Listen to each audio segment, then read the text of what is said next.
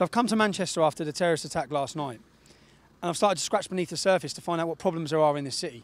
And I've ended up here, outside this mosque. There's a history of extremism with this mosque.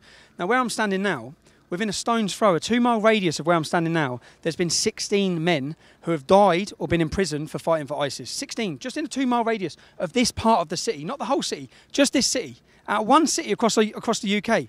When you start going into the history and the problems embedded in this area, we've seen a terrorist in 2003 called Burgos. Burgos stabbed a police officer, murdered a police officer in a counter-terrorism raid. I was in jail with him in 2012. He's in control of the prison. He's the main man. So all the people thinking there's a solution to send these men into prison, into normal prisons with car thieves or house burglars, they're running the joint. They're in there living a complete halal life, recruiting and radicalising more and more people. It's not solving our problem. We've seen Andy Burnham, who's the MP for this area. Andy Burnham is on record sitting with an extremist organisation called MEND. This organisation believe that Al-Qaeda are a myth. This is the MP. This is the mayor of Greater Manchester, who's organising a peace vigil today, works and cooperates with Islamic radicals. How can he be claiming he's going to solve the problem? The Justice Secretary for the Labour Party took £5,000. £5,000 off an Islamic radical group. They are in bed with them. Our politicians have sold us out. They're working hand in hand with radical extremists. And what you saw last night is the end outcome of that.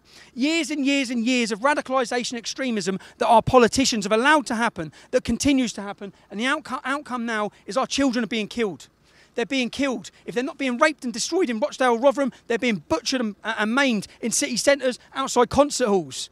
That's the future for our generations. It's about time people woke up. When we hear all the time the politicians say, we're all in it together, we're all in it together. 66% of British Muslims said they would not report on another Muslim joining ISIS. Why is that? Because the Quran says that if they side with a non-Muslim, they will end up in hell. It comes back to the ideology again. It comes back to the ideology. You have over 100,000 British Muslims who have said that suicide bombing is justified. The actions you saw last night, we have 100,000 people who think it's justified. That's 100,000 people who need to leave our country. That's 100,000 people enemies. When you see these communities and you see these houses, you think this is a British community, or you might have British Muslims. They are enemy combatants in these houses. In these houses are enemy combatants who want to kill you, maim you and destroy you. They want to destroy our way of life. And that's it. And that is not at any point. Again, I'm standing next to a Muslim now who's just stood and said how outraged he is by this same situation, how disgusted he is. So people are, but that is the problem is Islamic ideology, it's Islamic scripture. That is what, I've stood in the town centre today and I've listened to journalist after journalist after journalist. Not one of them has mentioned the word Islam. Not one of them.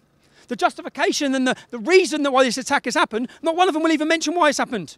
Not one of them said it, not one. The M word, not I word. That's it. No one's dare say it. And that's why we've come up here. I've come up here. People have lost their children.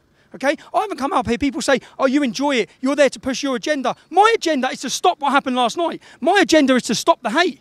I'm not enjoy this. People say, oh, you're getting your benefit out of it. What benefit do I get out of this? You see the terrorists who killed them people last night? They want to kill me. They want to kill my family. They want to kill my wife. I live with that. I don't enjoy it. I don't get anything out of it. But the reality is, if we want to stop what happened last night and we want to really get to grips with it, we've got to start identifying why it's happening.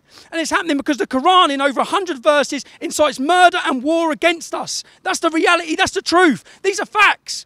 Facts are not hate speech. You may not like the facts. Liberals may not like the facts. You want to blame Tommy Robinson. You want to take it out on us, like it's my fault, like I wrote the Quran, like I incited all these Muslims to join ISIS. We need to wake up to the threat we face. What's happened in Manchester is going to happen again across our country because our politicians are willful, saying we're all holding hands and community cohesion and diversity. No, it's not. It's not working. It will not work.